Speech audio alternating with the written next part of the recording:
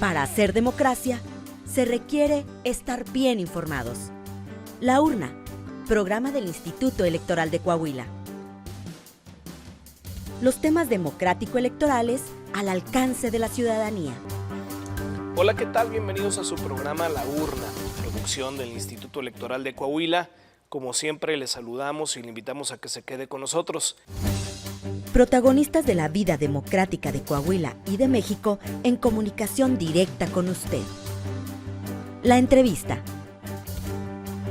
Muy buenas tardes a todos y todas los que nos acompañan una vez más en una emisión de La Urna, programa de radio y televisión del Instituto Electoral de Coahuila. El día de hoy estamos muy contentos porque tenemos una invitada muy especial, una consejera que ha sido bastante importante a nivel nacional, justamente porque ha impulsado temas de participación ciudadana y de acciones afirmativas en favor de grupos vulnerables. Estamos con la consejera María del Mar Trejo Pérez, que ella está como consejera electoral del Instituto Electoral y de Participación Ciudadana del Estado de Yucatán. Y me voy a permitir leer un poquito sobre su amplio currículum. María del Mar Trejo Pérez es doctorante en Educación por el Centro Universitario de Las Casas, maestra en Ciencias de la Educación por la Universidad de Anáhuac, Mayap, licenciada en Educación y licenciada en Derecho, especialista en Justicia Constitucional por la Universidad de Castilla-La Mancha, diplomada en Derechos Humanos en los Pueblos y Comunidades Indígenas y Afromexicanas por la Comisión Nacional de Derechos Humanos y en Violencia Política contra las Mujeres por razón de género por la Universidad Nacional Autónoma de México. Fue presidenta del Consejo Directivo Nacional de la Asociación Mexicana de Consejeras Estatales Electorales AC-ACME durante el periodo de septiembre de 2020 a septiembre de 2021. Ha realizado diversas colaboraciones en libros como Compromisos por la Igualdad Sustantiva, Pandemia y Nuevos Paradigmas de la Función Electoral, La Tutela de los Derechos Político-Electorales y de los Pueblos y Comunidades Indígenas en América Latina, Democracia en Punto de Inflexión, Mecanismos de Participación Ciudadana en México, Los Problemas, Avances y Aprendizajes, y ha sido coordinadora del libro Principio de Paridad Total, postulación de candidaturas a la gobernatura en el proceso electoral ordinario 2020-2021, editoriales en el Diario de Yucatán, Difundamos la Cultura de la Paz, Educar para Vivir y Democratizar, Vivir la democracia en la era digital, paridad total y poder para las mujeres, por la democracia paritaria y violencia política contra la mujer en redes. En fin, una serie de muchos temas que maneja María del Mar. Y bueno, pues nos acompaña, te agradecemos mucho que nos hayas podido acompañar en esta entrevista. Pues muchísimas gracias. Para mí siempre es un gusto poder estar en el Instituto Electoral de Coahuila. Ustedes igual siempre impulsando, siempre buscando y siempre capacitando a través de este ya conocido programa. Un gusto estar con ustedes. Muchísimas gracias, consejera. Vamos a empezar con una... Ya hemos visto por tu currículum que tienes bastantes temas en los cuales pues has trabajado, mujeres, comunidades indígenas, también algunos temas de discapacidad, has tenido ahí participaciones importantes. Y en este momento pues me gustaría comentarte sobre las consultas que están llevando ustedes a cabo en el Instituto Electoral del Estado de Yucatán. La primera pregunta que yo te haría es, ¿qué son las consultas? ¿Cómo les podemos explicar a la ciudadanía qué son las consultas libres, previas, informadas y cuál es su importancia dentro del Estado democrático? Pues yo lo primero que diría es que hay que ver las consultas como un derecho fundamental de los grupos que han sido históricamente discriminados, ¿no? En esta atención prioritaria que le debemos dar a la participación política y que ellos en estos espacios que son las consultas, que son espacios de diálogo, espacios para escucharlos por medio de los que ellos nos pueden expresar cuáles son esos retos, esas oportunidades que ellos ven en su participación política, porque cualquier acto de autoridad que realicemos, ¿no? Y que vaya dirigido a estos grupos o que tengamos que implementar, pues como sabemos, según la normatividad y todo lo que ya está a nivel internacional y nacional, pues hay que pedirles opinión a estos colectivos, para que cualquier medida, ya sea que hagamos acciones afirmativas, ¿no? Cuáles pueden ser más efectivas, más adecuadas a la situación en que se encuentran estas comunidades, pues para maximizar sus derechos y que realmente sean medidas efectivas, pues quién mejor que ellos que están realmente en estas situaciones puedan decirnos a las autoridades administrativas en las consultas, que para eso están estos espacios, pues cuáles son esos derechos, esa autonomía, esa libre determinación, porque pues no es lo mismo una consulta aquí en Yucatán que una consulta en Baja California Sur, ¿no? O en diferentes espacios de nuestra República Mexicana, porque realmente las comunidades en cada una de las entidades federativas pues tienen ciertas características, ¿no? Entonces, para mí esos son las consultas, espacios de diálogo, son espacios donde las acciones afirmativas o lo que se implemente, que no se haga, yo digo, desde el escritorio, ¿no? Sino que se haga desde el territorio. ¿Y quiénes son esos que están en el territorio? Pues quienes están viviendo esas situaciones. Entonces, lo más importante de las consultas es escucharlos y que a partir de ahí se tomen decisiones en nuestros institutos. Fíjate que mencionas un tema muy importante que tiene que ver con esto de que las acciones afirmativas o los diversas políticas públicas que se pueden tomar, las acciones, sean afirmativas o sean otro tipo de mecanismos, se deben de tomar desde el territorio y no nomás del escritorio. Digamos, siempre habíamos tenido esta idea de hacer normas o políticas o acuerdos desde el IEC, desde los OPLES, sin tomar en cuenta, digamos, el sentir de la ciudadanía. En ese sentido, pues me gustaría preguntarte, en este caso, ¿qué grupos han ustedes consultado en Yucatán y por qué esos grupos? Ya mencionabas también algo que tiene que ver con la normativa internacional y nacional en cuanto a consultas. De ahí tienes algunos fundamentos. Pero ustedes, ¿qué grupos consultaron y por qué?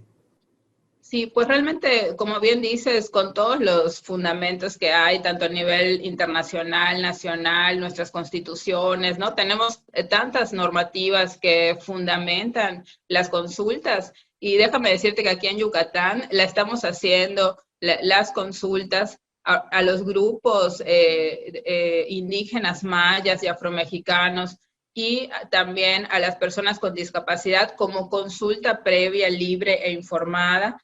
Y la estamos haciendo realmente desde esa convicción que tenemos como instituto, quienes formamos parte de este instituto, donde tenemos una unidad de igualdad de género y no discriminación, tenemos una comisión que también se encarga de darle seguimiento a estos temas.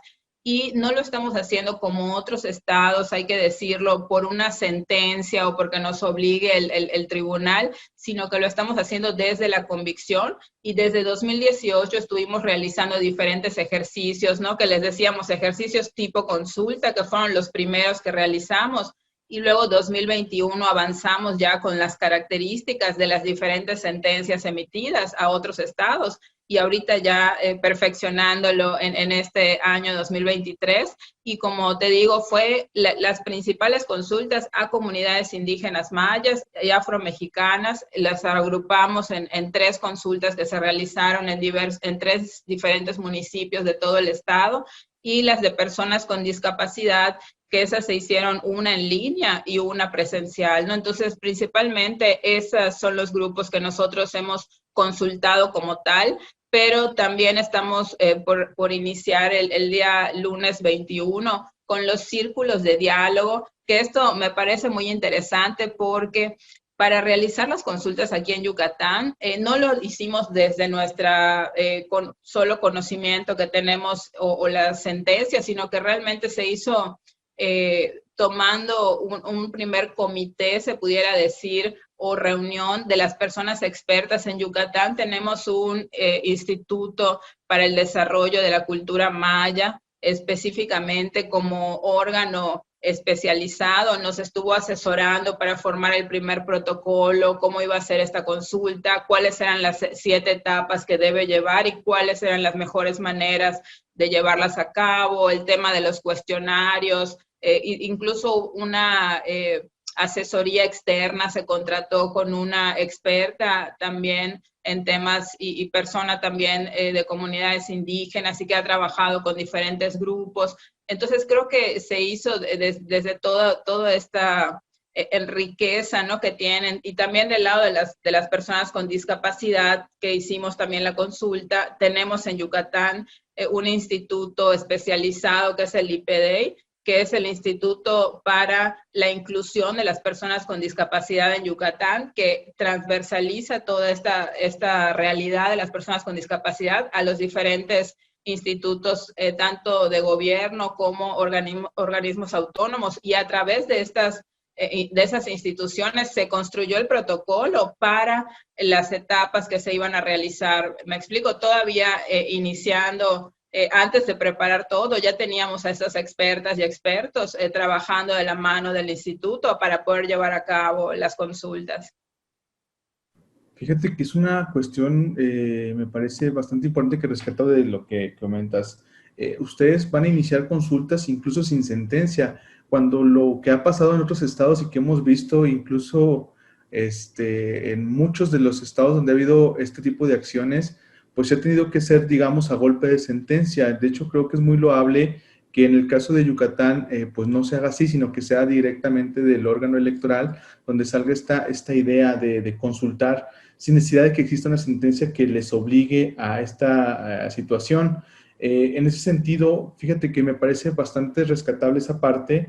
Un ejemplo, sin duda, para todos los demás OPLES que estamos también en proceso de iniciar los trabajos del siguiente proceso electoral, donde seguramente pues tendrá que haber acciones afirmativas y tendremos que enfrentarnos. Ya se está trabajando también aquí en Coahuila para este tipo de consultas. Veremos en qué termina. Ahí está la Comisión de Igualdad y No Discriminación. Veremos en qué, de paridad e inclusión, perdón, y veremos en esta parte cómo se da. Te quería preguntar, y qué bueno que mencionas esta parte de las consultas. Están llevando dos consultas, digamos, a pueblos y comunidades indígenas, los mayas y los afrodescendientes, y por otro lado la parte de las personas con discapacidad. Y mencionabas también que lo están haciendo a partir de consultas a través de internet y consultas a través de físicas, ¿no? En ese sentido, me gustaría preguntarte, ¿cuáles han sido los principales retos logísticos, económicos, presupuestales, incluso políticos y sociales de estas consultas que ya han realizado? Pues mira, yo creo que el principal reto, y creo que se da en muchos institutos, es pues el limitado presupuesto que tenemos para realizar este tipo de ejercicios, que es un presupuesto que sí se anticipó, que está en el área de igualdad y no discriminación, pero no es un presupuesto tan amplio. Entonces ese es el principal reto y fue uno de los motivos por los que también se hizo en línea, porque no es lo mismo tener que trasladarse, ¿no? O traer a la gente en algún momento, en algún lugar en específico, que el poder utilizar los medios tecnológicos. Eso sí nos ahorró bastantes recursos, entonces fue uno de los motivos también, ¿no? Y yo creo que los principales retos ha sido el tema de la planeación, que ha llevado más de un año, ¿no? Que se tuvo que contactar y coordinar, como te decía, desde asociaciones civiles, colectivos, representantes de las comunidades, y también esta coordinación con instituciones. Por ejemplo, tuvimos dentro de la consulta un órgano que estuvo como auditando estas consultas, que es la CODEI, nuestra Comisión de Derechos Humanos de Yucatán, y este órgano, en el caso expertise, ¿no? O que daba también ciertos lineamientos o ciertas líneas de acción, como el INDEMAN y el IPD. Y entonces toda esta coordinación creo que sí fue un gran reto, el órgano garante, el órgano técnico, las autoridades responsables, ¿no? Y nosotros nos estuvimos coordinando desde el INDERM, por ejemplo, que es un instituto acá que tenemos 106 municipios, y es un gran reto llegar a todas y cada una de las personas de los 106 municipios, ¿no? Y tenemos municipios que tienen incluso el 93% de hablantes de lengua indígena maya, entonces maya hablantes, y eso fue uno de los retos, porque en el instituto pues tendremos unas 3, 4 personas que dominan el idioma, entonces tuvimos que hacer una logística para tener este apoyo por parte de las autoridades, que sí tienen estas traducciones, que tienen todo esto a disposición, y pues tratar de generar una sinergia que nos llevara a una consulta donde realmente todas las aristas estuvieran cubiertas, ¿no? Por ejemplo, en el tema de las comunidades, como te digo, la traducción, el que en cada una de las mesas quien estuviera como monitoreando, ¿no? Porque teníamos 3 personas coordinando por mesa, en el sentido de que una tenía que estar como relatora, tomando todos los datos. Había una persona traductora en el tema de las comunidades mayas y afromexicanas, y en la parte de las personas con discapacidad, pues lograr también toda esa accesibilidad para que las personas puedan participar, porque incluso se planearon las mesas de las diferentes, con cada una de las características de las diferentes discapacidades que se pudieran presentar, ¿no? Porque no es lo mismo tener los insumos para las personas con discapacidad visual, con discapacidad motriz, ¿no? Entonces, creo que esos fueron todos los principales retos, ¿no? Y yo creo que un reto fundamental también fue el conciliar esta posibilidad de que las personas pertenecientes realmente a los grupos que son a los que debemos y tienen que participar, ¿no? Para consultarles, pues que participaran activamente, que tuvieran el acceso para llegar a los lugares para asistir a las consultas. Entonces, pues creo que esos son los retos que te pudiera yo mencionar. Pues sin duda un buen de retos, son muchísimas cuestiones que tuvieron que analizar. Lo bueno es que tuvieron bastante apoyo por parte de los órganos, digamos, de otros órganos gubernamentales como la Comisión de Derechos Humanos de Yucatán y los institutos de pueblos indígenas y de personas con discapacidad. Creo que eso es bastante valioso dentro de un estado pues, que es democrático, digamos, que diversas autoridades, diversas instituciones públicas se conformen dentro de una sola en un solo objetivo, que es esta situación de garantizar los derechos de las personas, tanto indígenas como afrodescendientes, como personas con discapacidad. Y bueno, en este momento vamos a hacer una pequeña pausa. Estamos hablando sobre las consultas que están llevándose a cabo en el estado de Yucatán. Hacemos una pequeña pausa comercial y volvemos a este programa, La Urna, programa de radio y televisión del Distrito Electoral del estado de Coahuila.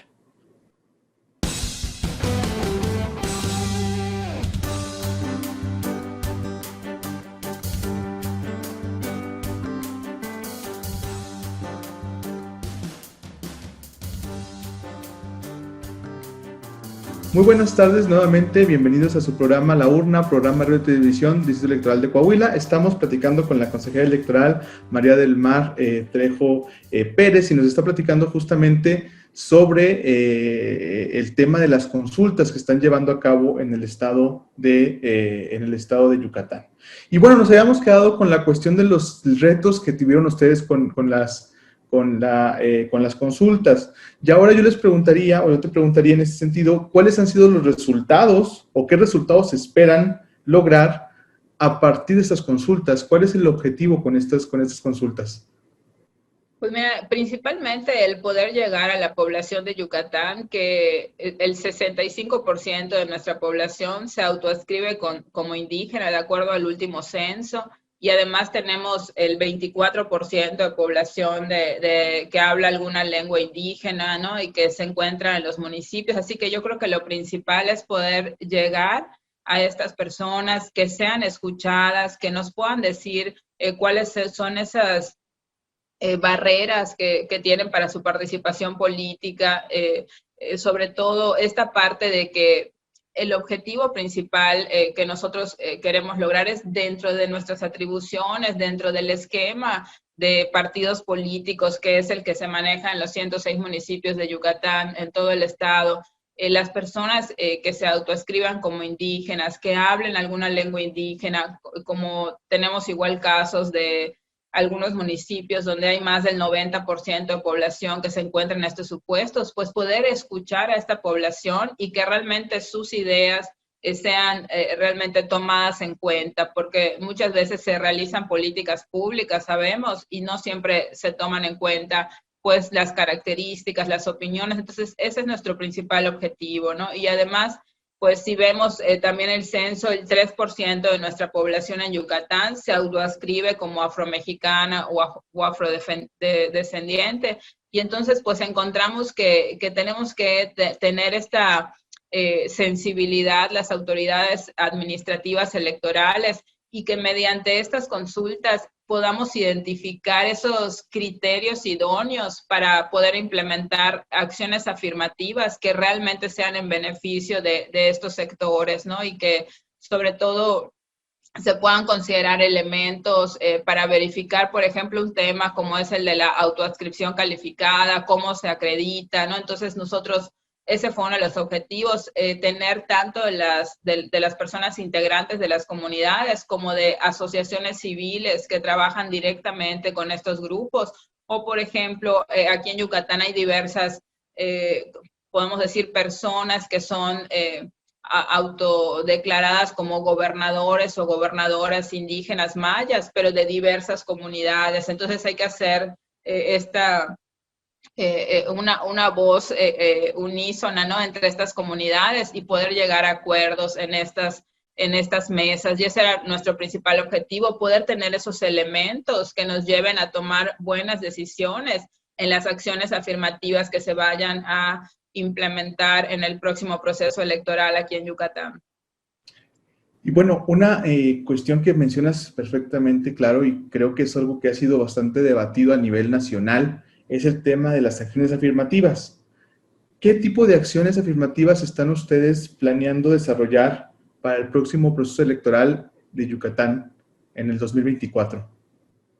Pues mira, yo te podría decir que estamos especialmente a la espera de los resultados, porque aunque ya se llevaron a cabo en julio la parte de la etapa consultiva a las comunidades, nosotros estamos esperando a que se dé todo este desarrollo, ¿no?, el vaciado de los resultados, poder ver qué fue lo que dijo realmente las personas de las comunidades, para de ahí poder tomar decisiones en las acciones afirmativas.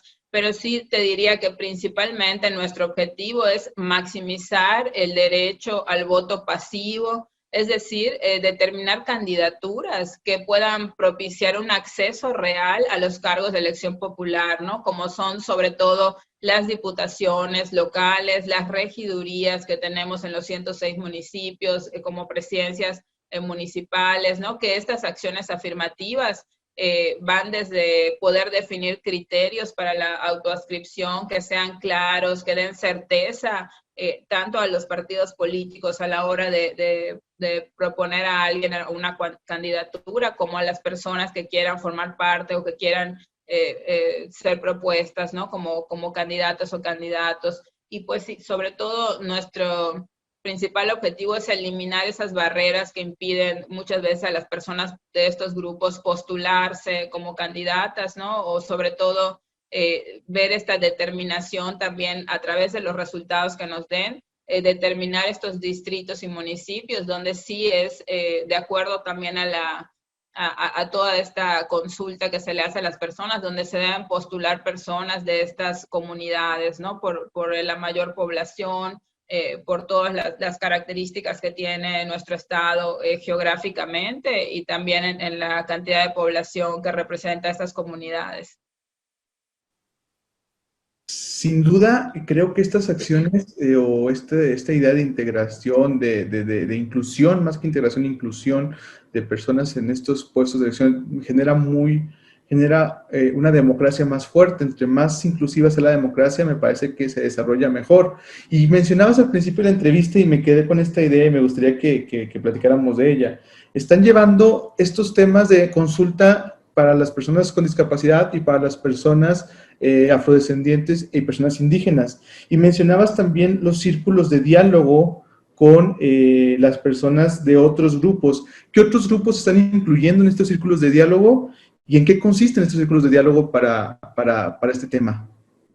Pues mira, la verdad es que no nos quisimos quedar solo con el tema de las consultas libres, previas e informadas, que son fundamentales, sino que efectivamente estos círculos del diálogo precisamente salió desde el tema de que la expertise de quienes nos estuvieron también apoyando, nos decían que círculo de diálogo es una figura que existe muchas veces dentro de las comunidades, que se forman muchas veces naturalmente y tienen como objeto que se puedan conocer las opiniones y propuestas, ¿no?, sobre las formas y sobre todo los mecanismos idóneos para la representación y participación política. Entonces nosotros, para garantizar y promover el acceso a las candidaturas por el sistema de partidos políticos, pero tomando en cuenta estos diálogos con las comunidades, van a estar dirigidos a partir del lunes. Tenemos con las personas de la diversidad sexual. El día martes tenemos con las personas de las juventudes, ¿no? Todas las personas jóvenes. Luego tenemos con personas adultas mayores, con las personas migrantes. Y un día tenemos, el jueves, tenemos para dos virtuales que van a ser para mujeres, pero con un tema del ejercicio de los derechos político-electorales en igualdad de condiciones y sobre todo enfocado al tema de violencia política en razón de género, que puedan realmente las mujeres decirnos qué se necesita, qué más se necesita. Aquí en Yucatán tenemos aprobada la 3 de 3, tenemos un protocolo, ¿no? Pero haremos estos círculos de diálogo con mujeres enfocados a cómo podemos juntas desde el Instituto Electoral y con a la mano de las asociaciones y de quienes van a estar participando o pretenden participar como candidatas, tener esta participación, sobre todo libre de cualquier tipo de violencia, ¿no? Entonces, estos son los grupos a los que estaremos consultando, pudiéramos decir, en el tema de círculos de diálogo. ¿Cuál es la diferencia? Es que la consulta lleva estas 7 etapas, es muy detallada, ¿no? Tiene ciertas características para que pueda tener esa certeza y esa legalidad.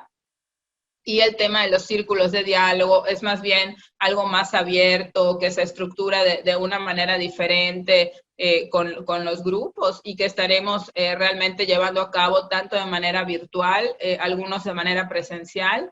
Y la finalidad es recibir estas opiniones, estas propuestas, estos planteamientos y que estén directamente relacionados con los derechos político-electorales y que podamos nosotros tomar también esas decisiones, ¿no? Como lo hicimos en el 2021, que nosotros aquí en Yucatán ya tuvimos los lineamientos de paridad, también tuvimos los lineamientos para comunidades indígenas específicamente, y en otro lineamiento pusimos a todos los grupos, pero también exigimos en acciones afirmativas una cuota para estos grupos de los que estamos ahorita hablando, de los círculos de diálogo. Entonces, pues queremos seguir avanzando en las acciones y ese es el tema que queremos nosotros pues lograr con estos círculos que vamos a realizar.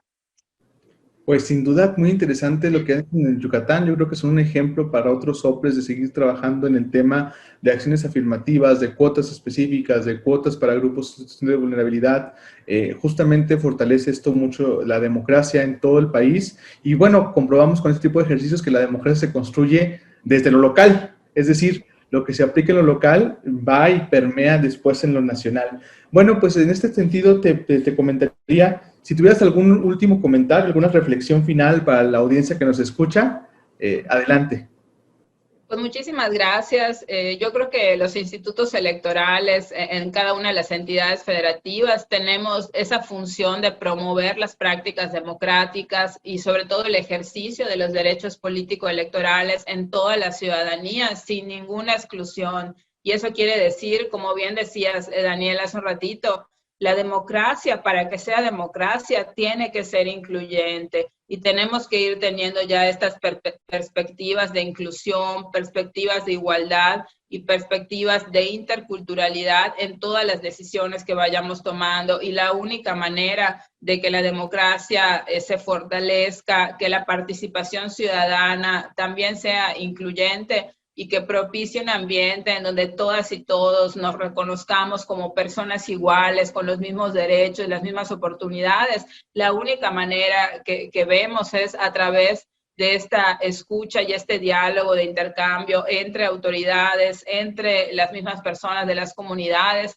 y tomar las decisiones de esta manera entre todas y entre todos. Es lo que yo les dejaría y creo que es fundamental que avancemos en este sentido en todas y cada una de las decisiones que tomamos de manera institucional. Gracias. Pues muchas gracias a ti por este tiempo que nos das en tu agenda. Esta entrevista ha sido sin duda muy enriquecedora en estos temas que nos interesan a todos los que estamos envueltos en el sistema, en lo que es la cultura democrática. Te agradezco mucho que hayas aceptado y gracias por esta entrevista. Aprendimos mucho en este pequeño, digamos, este pequeño espacio que utilizamos justamente para promover los derechos humanos de todas, todos y todes. Agradezco a nuestra audiencia que nos acompañó el día de hoy y nos vemos en un programa futuro de La Urna, programa de Radio y Televisión Instituto Electoral de Coahuila. Muchísimas gracias a todos y todas. Buenas tardes. Y bueno, fue todo. Muchísimas gracias por haber estado aquí con nosotros en su programa La Urna, esta producción del Instituto Electoral de Coahuila. Nos puede seguir también en redes sociales, en Facebook como laurna.programa radiofónico del IEC, en Instagram, programa-radiofónico y en Twitter, laurna-IEC. Queremos tener comunicación con usted.